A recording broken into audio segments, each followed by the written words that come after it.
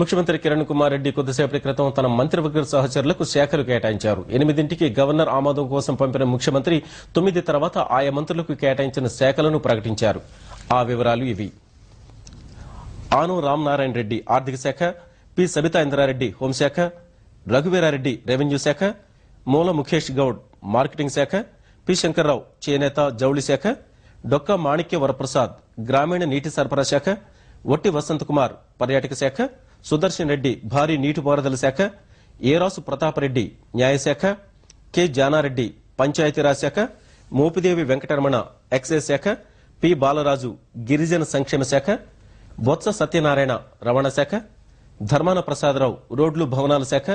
కాసు వెంకటకృష్ణారెడ్డి సహకార శాఖ, వైఎస్ వివేకానందరెడ్డి వ్యవసాయ శాఖ, శత్రుచర్ల విజయరామరాజు అటవీ శాఖ, దాను నాగేందర్ కార్మిక శాఖ,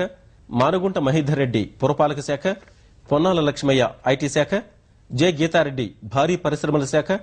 కన్నా లక్ష్మీనారాయణ గృహ నిర్మాణ శాఖ, డికే అరుణ సమాచార శాఖ, డి శ్రీధర్బాబు పౌర సరఫరాల శాఖ, కొలుసు పార్థసారథి పశు సంక్షేమం పాడి పరిశ్రమ శాఖ,